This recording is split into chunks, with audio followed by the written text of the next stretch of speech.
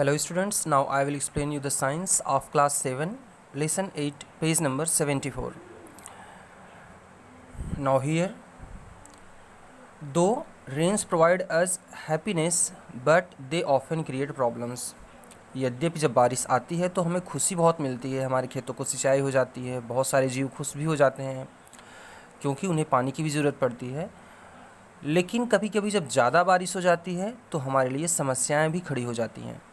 Take help from your teacher and parents to discuss the causes and solution. आप अपने teacher से और parents से इस बात पर डिस्कस करिए कि जब ऐसी समस्याएं जो अधिक बारिश की वजह से होती हैं उनसे हम कैसे निपटें, उन समस्याओं से हम कैसे बचें। Sometime nature itself is responsible for creating disasters and poses threat to humans, animals and plant life. कभी कभी नेचर खुद भी बहुत सारे डिजास्टर्स, बहुत सारी प्राकृतिक आपदाएं क्रिएट करती है और हम मनुष्यों पर, दूसरे एनिमल्स पर और प्लांट की लाइफ पर संकट आ जाता है। Now doodle it, list some of the problems which में अकर बिकॉज ऑफ रेन। अब आप कुछ समस्याएं लिखिए जो ज़्यादा बारिश की वजह से होती हैं। तो स्टूडेंट्स, जब ज़्यादा बारिश होती है तो सड़कें टूट जाती हैं, हमारे जो बहुत सारी समस्याएं, घर बह जाता है, बहुत सारे इंफ्रास्ट्रक्चर नष्ट हो जाते हैं, बहुत सारे जीव और प्लांट्स जो होते हैं उनकी डेथ हो जाती है।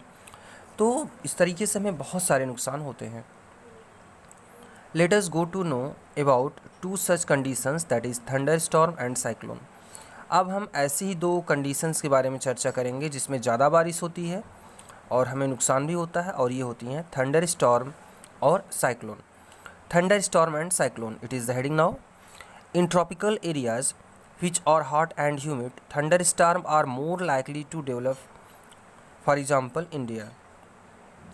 ऐसे देश जो ट्रॉपिकल एरियाज़ में पड़ते हैं, जहाँ पर गर्मी ज़्यादा पड़ती है और जहाँ पर बारिश भी ज़्यादा होती है, बारिश के कारण ह्यूमिडिटी भी ज़्यादा होती है, तो ऐसे प्लेसेस जहाँ पर गर्मी होती है, नमी भी होती है, वहाँ पर साइक्लोन के आने की संभावना, थंडर स्टॉर्म आने की संभावना ज़्यादा होती है, जैसे कि हमारे भारत देश में।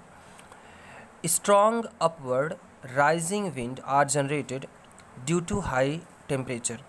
अत्यधिक टेम्परेचर के कारण, अत्यधिक ताप के कारण हवाएं जो होती हैं ऊपर उठ जाती हैं। जहाँ गर्मी ज़्यादा होगी वहाँ की हवा गर्म होकर के ऊपर उठेगी। Next, these winds hold droplets of water. These winds hold droplets of water. ये जो हवाएं ऊपर उठ रही होती हैं इनमें हवा की भाप भी होती है, हवा की छूट, और ये जो पानी की भाप भी होती है इन हवाओं के साथ, यह भी ऊपर उठती है। Carry them upward and freezes which are again received back. तो ये गर्म हवा जो ऊपर जाती है, गर्म होता है जब सन हीट ज़्यादा होती है तो गर्मी की वजह से हवाएं ऊपर उठती हैं। हवाओं के साथ साथ भाप भी ऊपर उठता है, और यह भाप जब ऊपर उठता है तो ठंडा हो जाता है, और ठंडा होकर के फिर पानी की बूंदें बनाता है, और फिर ये पानी की बूंदें बारिश के साथ नीचे आती हैं। Which are again received back. Lightning and sound is created when the rising air is accompanied with falling droplet. Students, ऊपर जब बादल, जहाँ बहुत सारे बादल हैं, पानी की भाप ऊपर जा कर के बादल बनाता है, और बहुत से बादल होते हैं। जब ये बादल हवाओं के साथ चलते हैं तो एक दूसरे के साथ इनका फ्रिक्शन होता है। धूल के कण हैं, वाटर ड्रॉपलेट होती हैं, तो इनका जब आपस में फ्रिक्शन होता है तो जो क्लाउड्स होते हैं ये चार्ज जाते हैं, इनके क्लाउड्स का आपस में चार्ज का ट्रांसफ़र होता है, और कुछ बादल पॉजिटिव चार्ज हो जाते हैं और कुछ निगेटिव चार्ज्ड हो जाते हैं। और जब अपोजिट चार्ज के बादल, पॉजिटिव चार्ज क्लाउड्स और निगेटिव चार्ज क्लाउड्स एक दूसरे के संपर्क में आते हैं तो चार्ज का ट्रांसफ़र बहुत ज़्यादा मात्रा में होता है निगेटिव क्लाउड से पॉजिटिव क्लाउड की तरफ, जिसकी वजह से लाइटनिंग या बिजली हमें चमकती हुई आकाश में दिखाई देती है। और यहाँ पर फिर बहुत तेज़ी के साथ गड़गड़ाहट होती है, जिसे हम बादलों का गर्जना भी कहते हैं। तो यही कारण होता है लाइटनिंग और थंडर स्टॉर्म का। चार्ज के ट्रांसफ़र के कारण, बादलों में चार्ज के ट्रांसफ़र के कारण लाइटनिंग होती है और थंडर गर्जना होती है, बादल थंडरिंग करते हैं, गरजते हैं। Lightning and sound is created when the rising air is accompanied with falling droplets।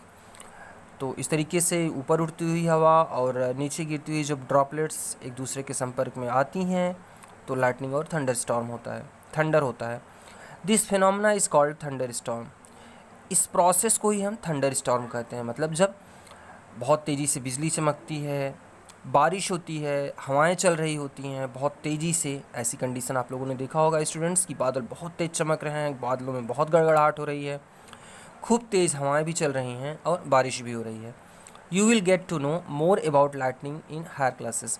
आप लाइटनिंग के बारे में और ज़्यादा जानकारी ऊंची की कक्षाओं में, हायर क्लासेस में लेंगे। तो स्टूडेंट्स, थंडर स्टॉर्म में होता क्या क्या है? एक तो जहाँ बिजली गिरती है वहाँ बहुत ज़्यादा नुकसान होता है और हवाओं के तेज़ चलने से पेड़ बहुत सारे उखड़ जाते हैं, घर भी गिर सकता है, बहुत सारे जो इलेक्ट्रिक पोल्स होते हैं ये भी गिर जाते हैं। बहुत ज़्यादा अगर बारिश हो गई तो उसमें भी नुकसान होता है। तो इस तरीके से थंडर स्टॉर्म जो होता है हमेशा हम लोगों के लिए नुकसानदायक होता है। Following precautions should be taken if a storm is accompanied by lightning.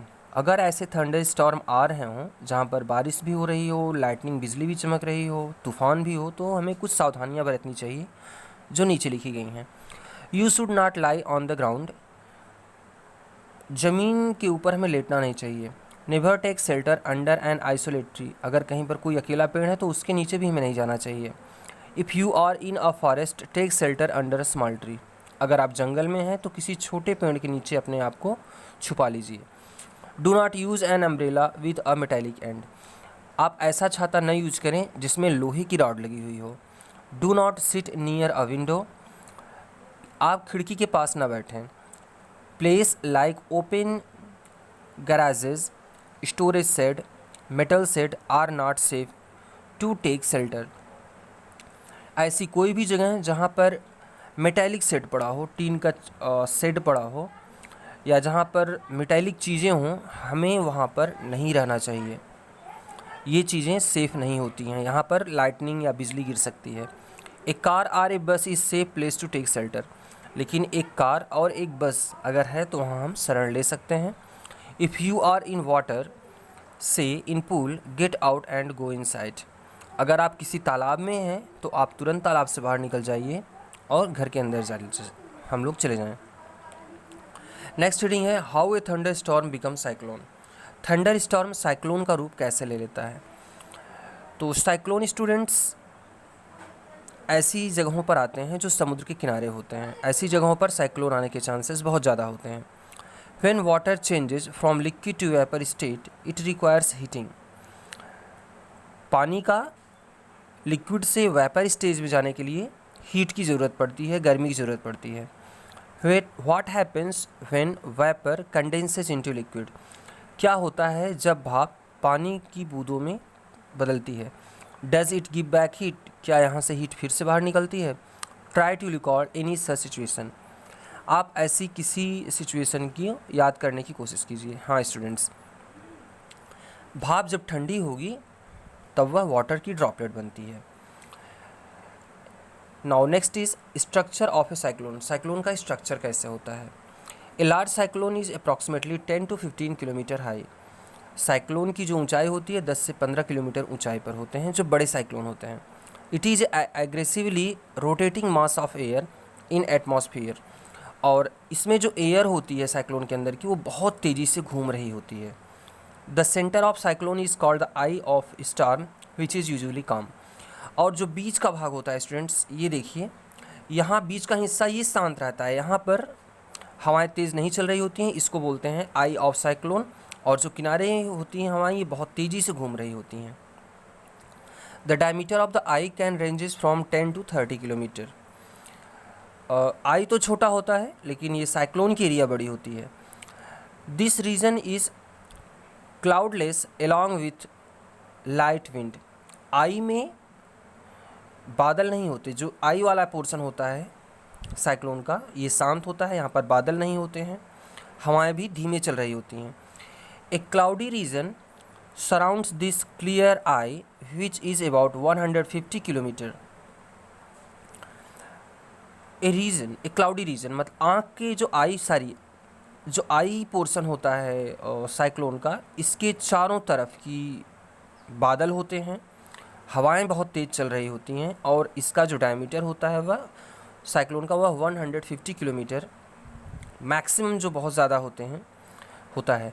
In this region winds with speed of 150 to 250 kilometre per hour moves along with heavy rain. तो साइक्लोन की ये जो हवाएं चल रही होती हैं, यहाँ पर हवाओं की स्पीड जो होती है 150 से 250 किलोमीटर पर आवर होती है, और बहुत ही तेज़ बारिश होती है। The speed of the wind gradually decreases when moved further from this region. और हवाएं जैसे जैसे बाहर की तरफ जाती हैं वैसे वैसे इनकी स्पीड कम होती जाती है। The cyclone is formed through a very complex process. बहुत ही कॉम्प्लेक्स प्रोसेस होती है जिसमें साइक्लोन बनता है। Figure 8.11 show a model of this. और फिगर 8.11 में एक मॉडल इसका दिखाया गया है। साइक्लोन के बारे में आगे की चीज़ें स्टूडेंट्स हम लोग कल पढ़ेंगे। Thank you.